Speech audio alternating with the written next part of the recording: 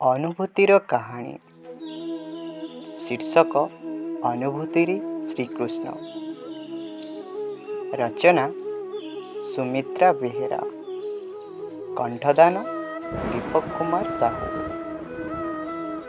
ମୁଁ ଭଗବାନ ଶ୍ରୀକୃଷ୍ଣଙ୍କୁ ଭଲ ପାଉଥିବା ଓ ପୂଜା କରୁଥିବା ଗୋଟିଏ ସାଧାରଣ ମଣିଷଟିଏ।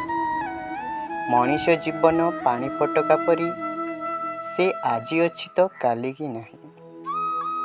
ଏହି ଜୀବନ ଭିତରେ ମୁଁ ଅନୁଭବ କରିପାରୁଛି ମୋ ସହିତ ମୋ ସଖା ସବୁବେଳେ ସବୁ ସମୟରେ ରହିଛନ୍ତି।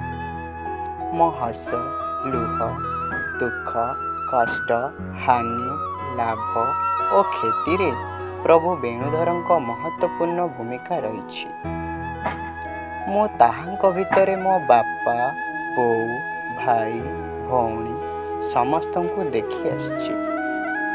ସେ ବାପାଟିଏ ହୋଇ ଜୀବନର ଚଲାପଥରେ କିଭଳି ସ୍ୱାଭିମାନର ସହିତ ବଞ୍ଚିବାକୁ ହେବ ମୋତେ ଶିଖାଇଛନ୍ତି।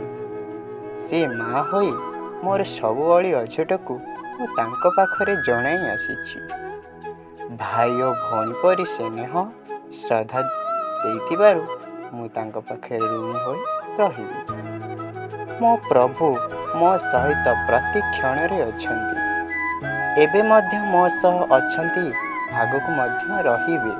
ଏହା ମୋର ତାଙ୍କରି ଉପରେ ଅଗାଢ଼ ବିଶ୍ୱାସ। ମୋ ସଫଳତା ପଛରେ ସେ ଏବଂ ମୋ ପରିବାରର ପ୍ରତ୍ୟକ୍ଷ ଭାବେ ହାତ ଅଛି।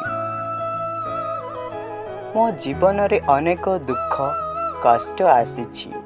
ସେ ମୋ ଆଖିରୁ ଲୁହ ପୋଛି ଦେଇ ଜୀବନରେ କେମିତି ଆଗକୁ ବଢ଼ିବାକୁ ହେବ ତାହା ଶିଖାଇଛନ୍ତି।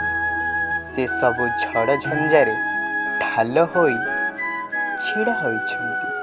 ସେ ସବୁ ସମୟରେ ମୋ ହାତ ଧରି କେଉଁଟା ଭୁଲ କେଉଁଟା ଠିକ୍ ମାର୍ଗ ଦେଖାଇ ଆସିଛନ୍ତି। ତାଙ୍କ ବିନା ମୋର ଅସ୍ତିତ୍ୱ କିଛି ନାହିଁ।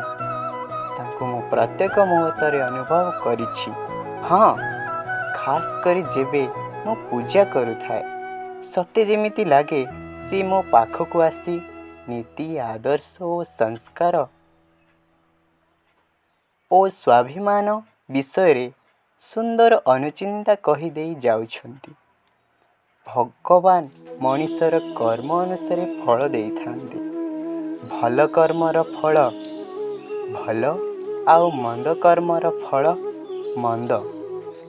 ସତ୍କର୍ମ ମଣିଷକୁ ଅମର କରେ, କିନ୍ତୁ କୁକର୍ମ ମଣିଷକୁ ପଙ୍ଗୁ କରି ପକାଏ। ଏହା ବିଧିର ବିଧାନ। ଏହାକୁ କିଏ ବା କରିବ ଆନ? କେବଳ ହରିନାମ ଜପରେ ପାପରୁ ମୁକ୍ତି। ସେ ଅନନ୍ତ, ସେ ଆଦି, ସେ ପୁଣି ନିରାକାର। ତାଙ୍କ ଚରଣାରେ ବିନ୍ଦେ ମୋ ଜୀବନ।